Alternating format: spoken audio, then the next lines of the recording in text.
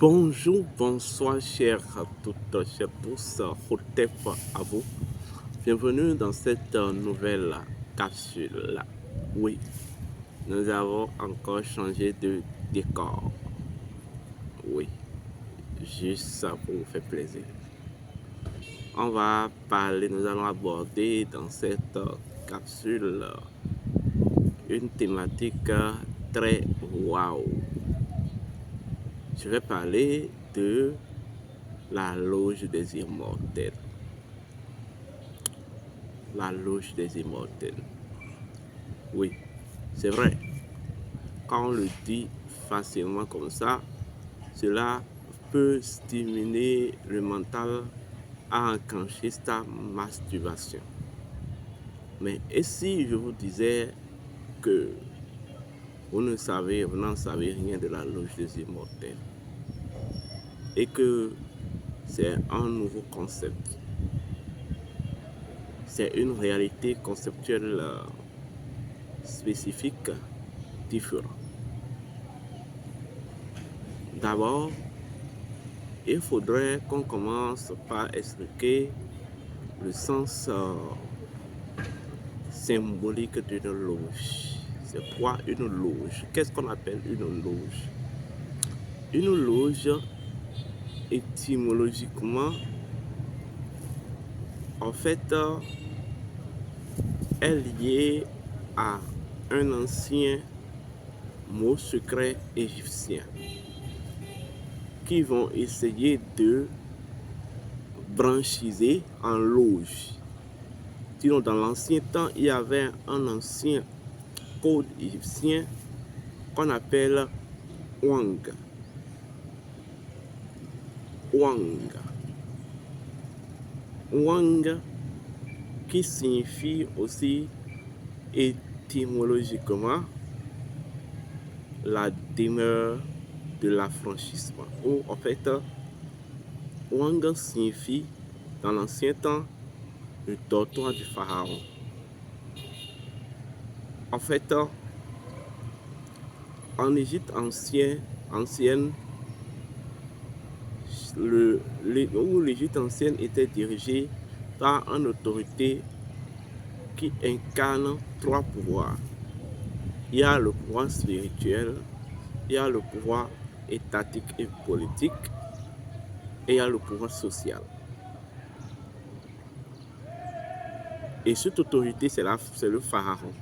Le pharaon est fondamentalement, du point de vue identitaire, considéré comme un canal en fait de la libération spirituelle de la vie.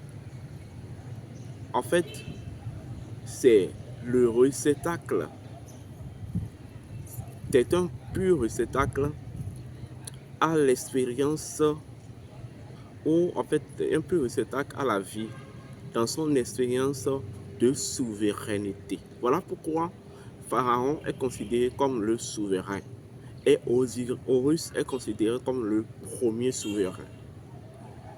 Donc, de façon claire, le pharaon est un dieu incarné, parce qu'il représente la forme synthétique et symbolique des trois aspects de l'accomplissement du dieu Osiris. Oui. Les trois étapes d'accomplissement du dieu Osiris sont associées aussi aux trois mondes. Le monde souterrain, le monde terrestre et le monde céleste. Donc, par conséquent, le pharaon est considéré comme le maître des trois mondes.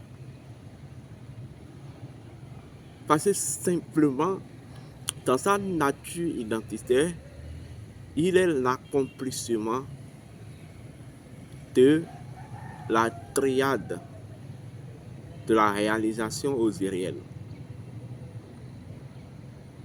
Lorsque vous rentrez même dans le processus initiatique qui accompagne à l'intronisation de Pharaon, vous voyez que l'individu qui doit être pharaonisé doit subir le même cheminement qu'Osiris. Oui. Il y a une partie où il doit être enfermé dans le sarcophage de façon symbolique et plongé dans le Noun, dans le Nil de façon symbolique, décapité de façon symbolique, intronisé de façon symbolique, doit renaître maintenant de façon symbolique. Et c'est là, vous allez voir, il y a des hiéroglyphes qui sont associés où on voit Isis qui est en fait Isis et Nephthys qui quadrille le pharaon et qui garde ses mains, on le montre en train de sortir d'une forme d'enclos. Voilà. L'enclos, en fait, signifie en même temps la matrice. L'enclos signifie en même temps le ventre d'Isis de laquelle Horus doit être issu. Est-ce qu'on me comprend? Et plus loin, vous allez voir le pharaon intronisé finalement. Et au niveau de son intronisation, vous allez voir que il y a une femme. On trouve que le trône est gardé d'en bas par 2 mains de femme. Vous comprenez? Or, pour le niveau d'Horus, Osiris, on verra Isis qui porte le trône d'Horus, d'Osiris, et Osiris est assis là-dessus. Et lorsque vous allez dans les couvents vaudous, bon, je vous le dis, de toute façon, en termes de connaissance initiatique de la métaphysique de la nature, appelée animisme, en termes de spiritualité ancestrale, c'est mon domaine. Oui, vous ne pouvez pas me battre dedans. Il ne s'agit pas de se mettre à faire des théories en pratique comme en termes de théorie vaudou, vous ne pouvez pas me battre dedans. Donc, dans les couvents vaudous, rappelez-vous, pour ceux qui ont fait les couvents vaudous, de l'ancien trône ou de la géométrie de l'ancien trône sur laquelle s'asseyaient les nouveaux initiés, c'est-à-dire des nouveaux initiés qui ont subi ce que je vais appeler la transfiguration vaudou. Il y a le trône, vous allez constater que le trône est exactement représenté comme suit. Vous voyez un trône bien fait, mais on dessine forcément la main d'une femme, les 2 mains d'une femme qui tient le trône. Ou même, selon d'autres, on dessine la main d'une femme, son avant-bras, jusqu'à sa tête. On dessine la femme partiellement, en fait, qui tient le trône de par ses mains, mais que sa tête se prosterne devant le trône. Maintenant, lorsque l'initié va s'asseoir sur le trône, ses pieds vont se mettre en forme de V pour quadriller en nickel la tête de la femme. Oui, c'est exactement un peu les mêmes symboliques. C'est toujours la symbolique du pharaon assis sur le trône de ses ancêtres ou le trône d'Osiris. Parce qu'en réalité, selon d'autres niveaux de connaissance, l'initié vaudou est considéré comme le libéré vivant, mais pas n'importe quel initié vaudou. Dans le processus de l'initiation vaudou, il existe 9 étapes. Et je vais vous le citer. Il y a d'abord 3 étapes préliminaires et il y a maintenant 9 étapes fondamentales. Première étape préliminaire, c'est ce qu'on appelle purification générale. Deuxième étape préliminaire, c'est ce qu'on va appeler la reconnaissance des dieux. Troisième étape préliminaire, c'est la préparation à l'initiation. Ça, ce n'est pas important. Maintenant, lorsque nous rentrons dans les étapes majeures, nous avons une première étape majeure qu'on appelle le meurtre osirien. Le meurtre osirien, c'est-à-dire, d'abord, il y a en fait la renaissance d'abord de l'homme en initié. C'est la première étape. C'est-à-dire, de façon symbolique, on va parler de l'intronisation d'Osiris en tant que roi de l'Égypte. Et la deuxième cérémonie, c'est la cérémonie du meurtre osirien.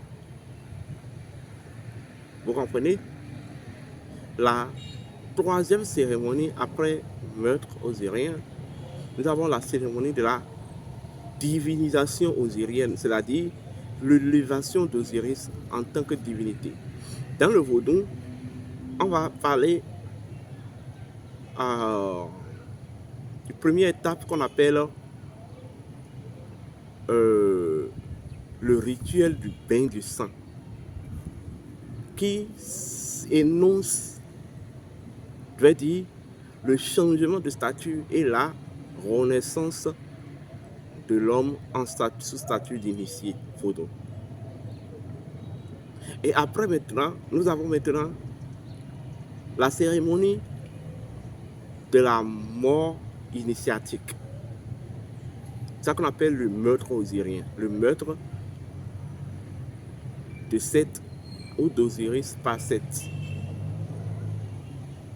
Vous comprenez? Où l'initié doit être tué. Oui, véritablement tué. Maintenant, va être ressuscité dans la lumière du vaudou, dans la lumière de son vaudou. C'est ça qu'on appelle la momification d'Osiris. Vous comprenez?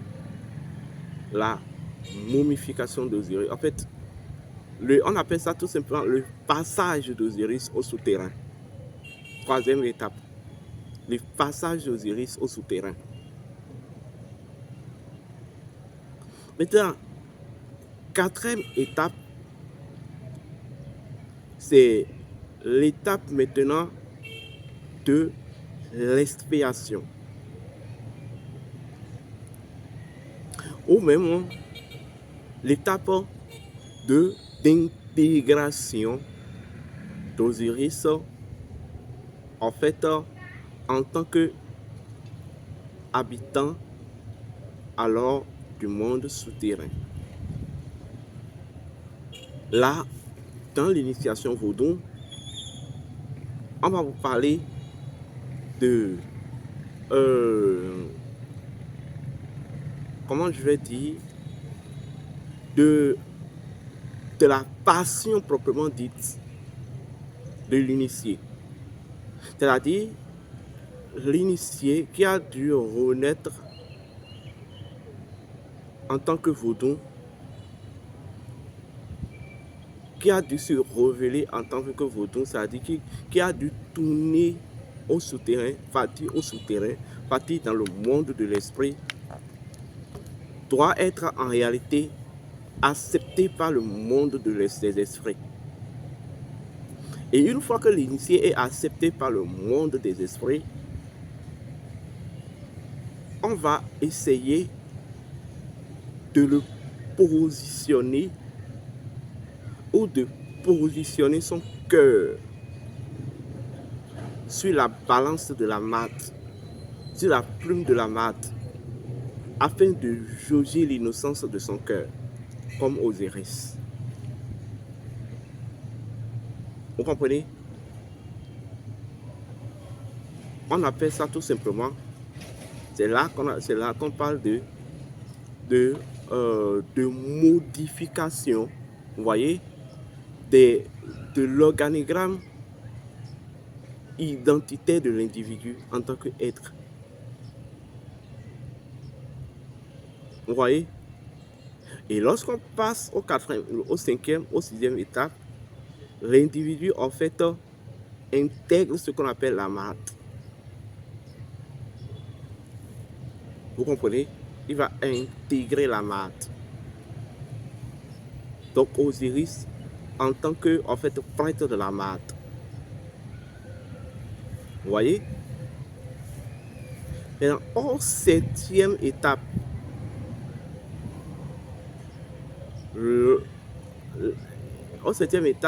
on parlera alors là d'Osiris qui doit en fait sexualiser avec Isis. Osiris qui doit en fait vivre une sexualité avec Isis. Osiris en tant que momie qui doit en fait se lier à Isis par sexualité. Vous voyez, on dira Osiris qui doit retourner dans le ventre d'Isis. Ça, c'est le 7. Là, dans l'initiation vaudou, on parlera de, en fait, du retour de l'énergie vaudou, parce que là, maintenant, l'âme humaine est transformée maintenant en une énergie vaudou, pure énergie vaudou, dans l'entrefuge de la lumière du corps au couvent. Et le 8, l'étape 8, en fait,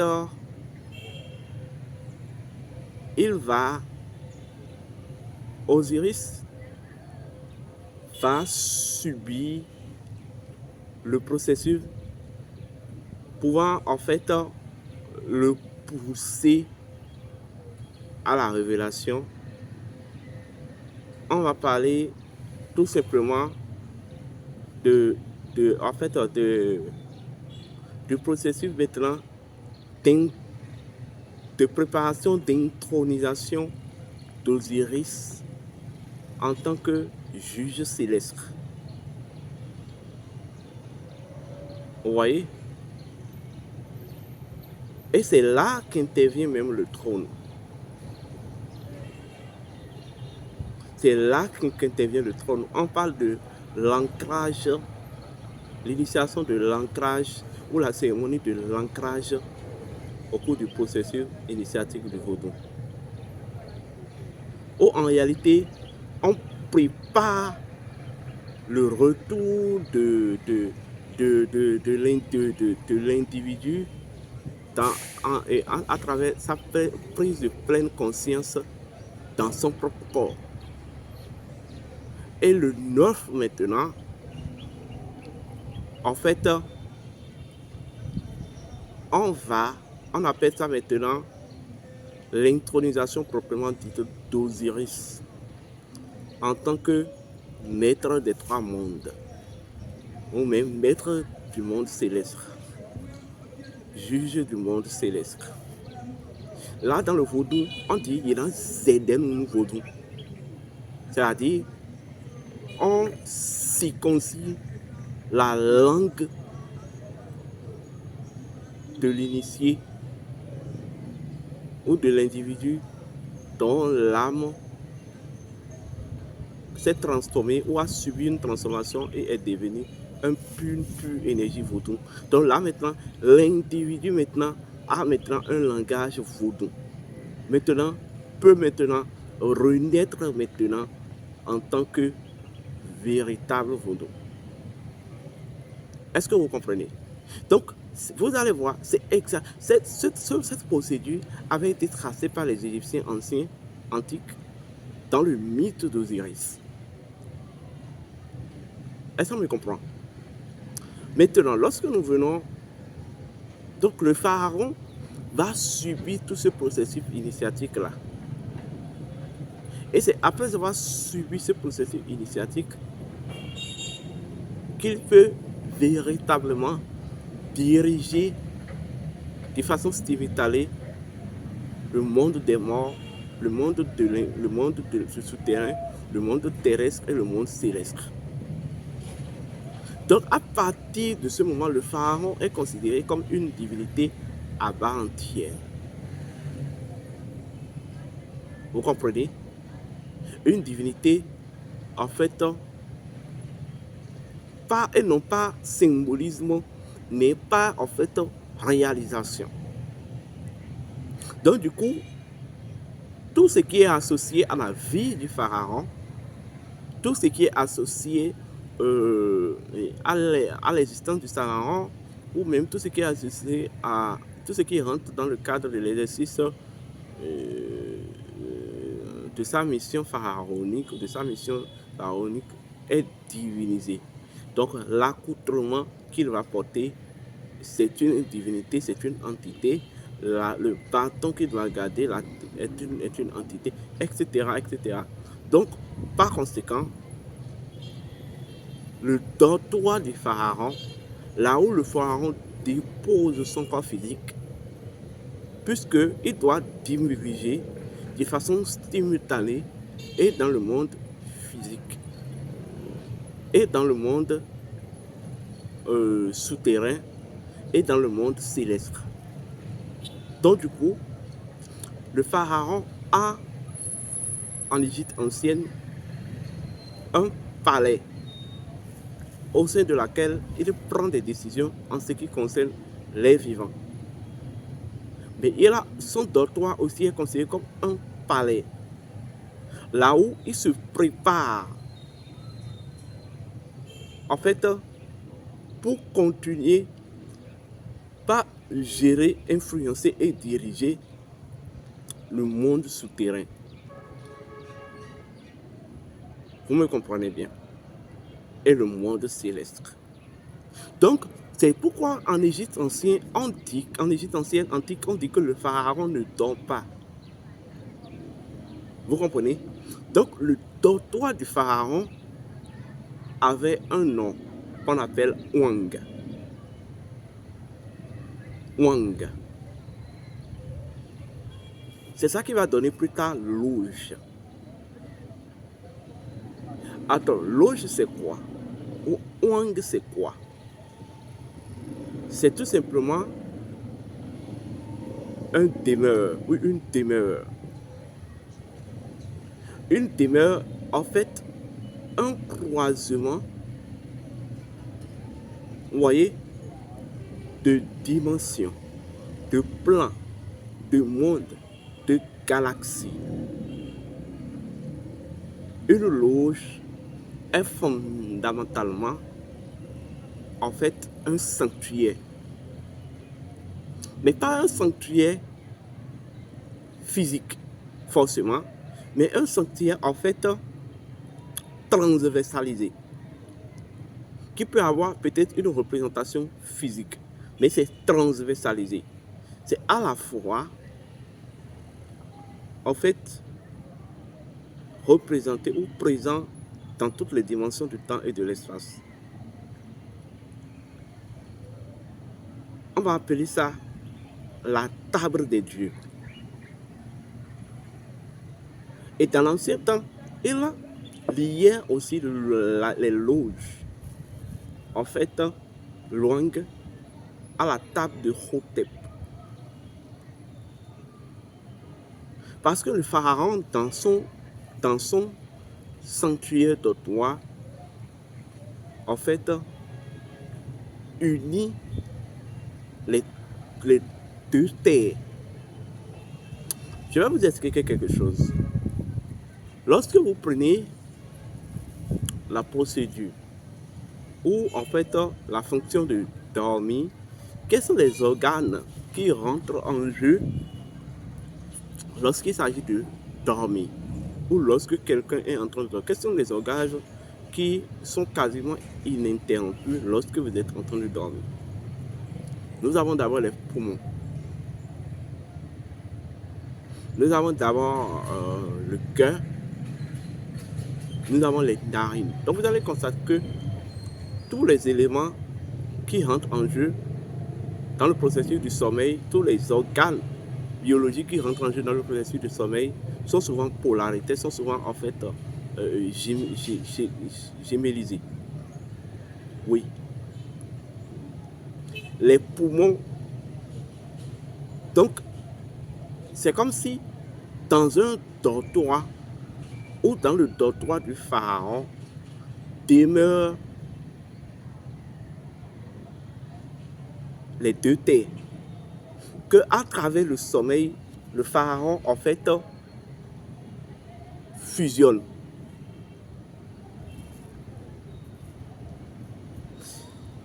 Dans le dortoir, le pharaon unit ou peut chercher à unir les énergies cosmiques aux énergies telluriques pour générer une énergie galactique.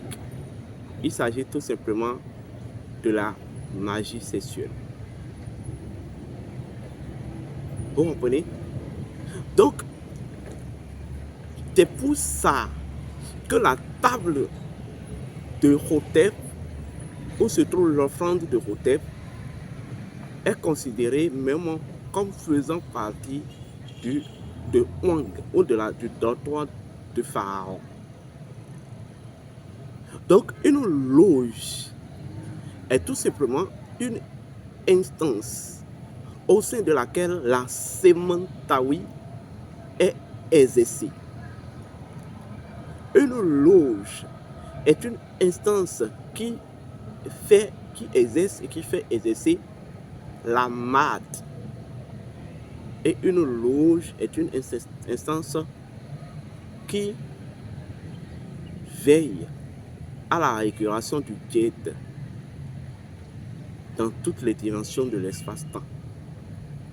C'est fondamentalement ce que c'est qu'une loge. Est-ce qu'on me comprend? C'est fondamentalement ce que c'est qu'un Wang.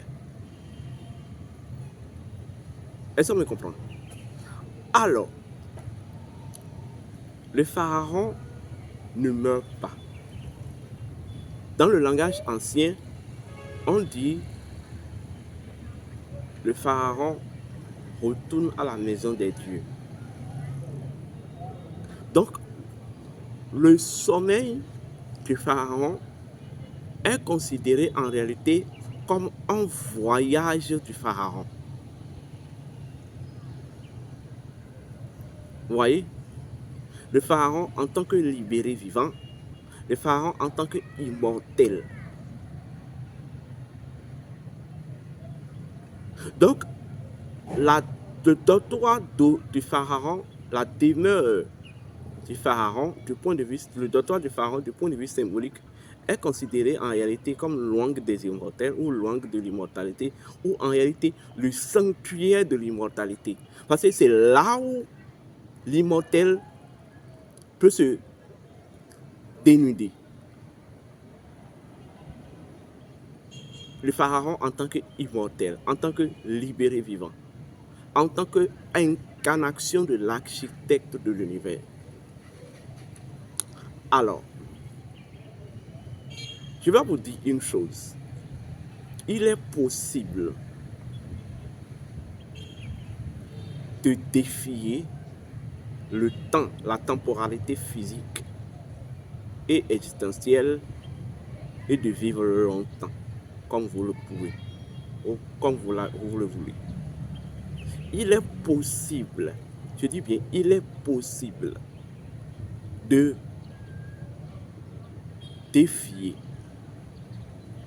le karma et la mort et de vivre longtemps. C'est pour ça que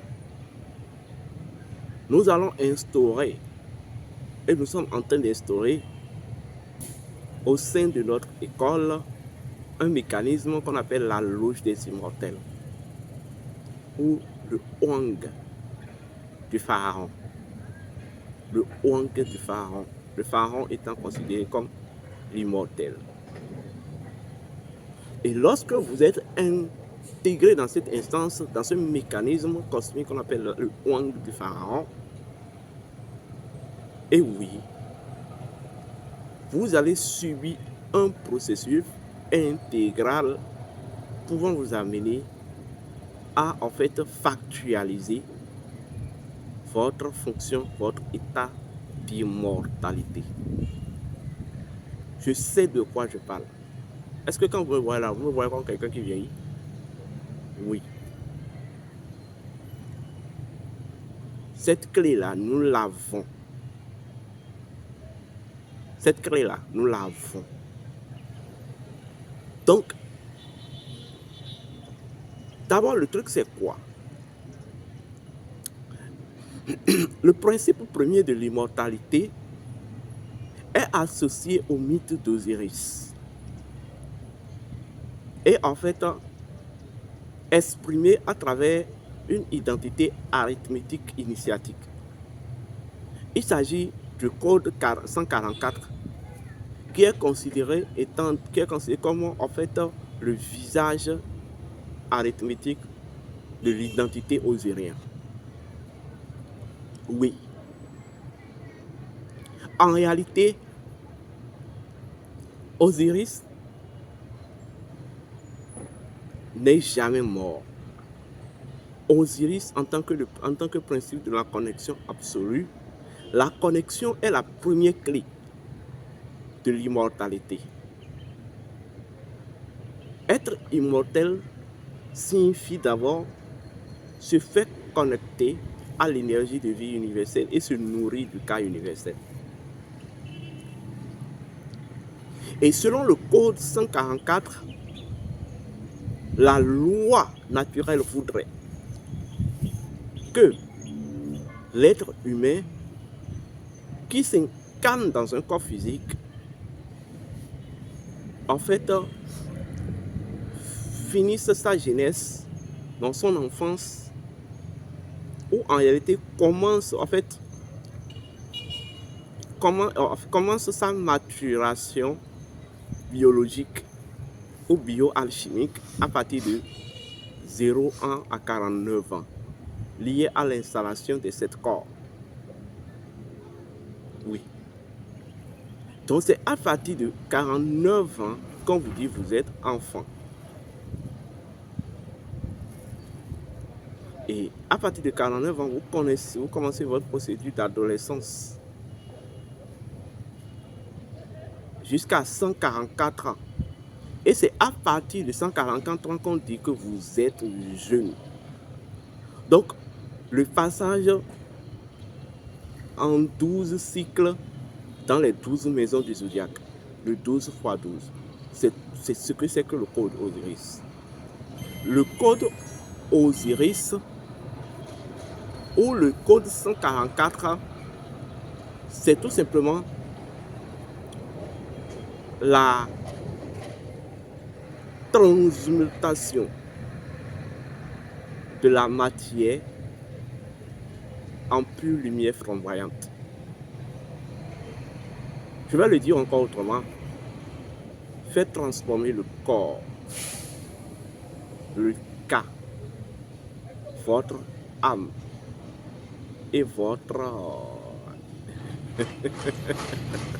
je ne vais pas dire le troisième, en une pure lumière flamboyante. C'est ça le fondement de l'immortalité. Et lorsque vous y parvenez, vous pouvez vivre autant d'années que vous voulez. Je vais vous dire une chose. Je connais le nombre d'années exactement avec que je ferai sur cette terre et comment je quitterai cette terre, dans quelles conditions je quitterai cette terre et autres. Je connais. Ceci est encore possible.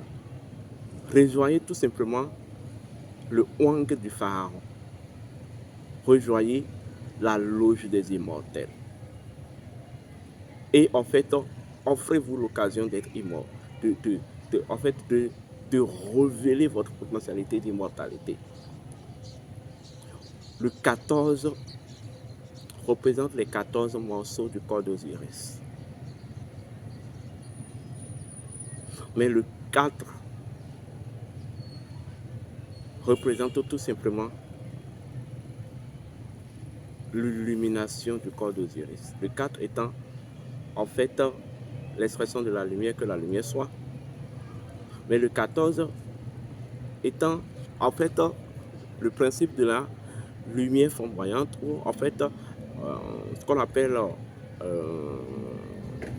la lumière de l'Orient, le soleil le lever du soleil, ou le principe de la lumière flamboyante. Vous comprenez? Donc le 4 étant la canalisation, donc la canalisation de la lumière flamboyante. Donc le 14.4 c'est le premier niveau, mais il y a le 15.4 qui est le deuxième niveau, et il y a le 16.4 qui est le troisième niveau dans le processus d'immortalisation. Je ne vais pas rentrer dans ce détail. Le 14.4 c'est la lumière flamboyante canalisée. Mais le point 4 c'est la lumière en fait qui rayonne dans son canal. Et le 16.4 c'est tout simplement la lumière en fait accomplie. Mais dans son accomplissement, c'est fait canaliser. Est-ce qu'on me comprend? Le 14.4, je répète, c'est la lumière flamboyante canalisée. Le premier étape même de l'illumination, ou même de l'immortalité. Mais le 15.4, c'est la lumière qui rayonne dans un pur canal. Donc, lorsque vous atteignez cette étape-là, vous ne pouvez plus tomber malade. Et le 16.4, c'est ce qu'on appelle tout simplement la véritable illumination, ou la véritable immortalité. Ce qu'on appelle tout simplement la plénitude de la lumière de vie canalisée. Le 16.4, c'est la plénitude. Et cette plénitude peut s'exprimer sous plusieurs formes. Mais la forme connue, c'est tout simplement l'immortalisation du canal de cette plénitude-là. C'est-à-dire, lorsque la lumière atteint la plénitude, son canal qui en est l'instance de dénonciation, en fait, devient ou surpasse les règles et limites du temps et de l'espace, de la mort, du karma et de la réincarnation. Ceci, je ne peux pas dévoiler ici, vous n'allez rien comprendre, il vous faut vous inscrire dans une formation. Donc bientôt nous allons lancer le Wang de Pharaon, ou tout simplement la loge des immortels, pour vous rendre immortel, pour vous permettre d'éveiller cette possibilité, cette fonction propre à votre être, pour que vous arrêtez de mourir comme des imbéciles, pour que vous arrêtez de vous désincarner, de vous laisser désincarner comme des mouches, pour que vous arrêtez de vous faire transformer en poulet. Oui. Je vous aime.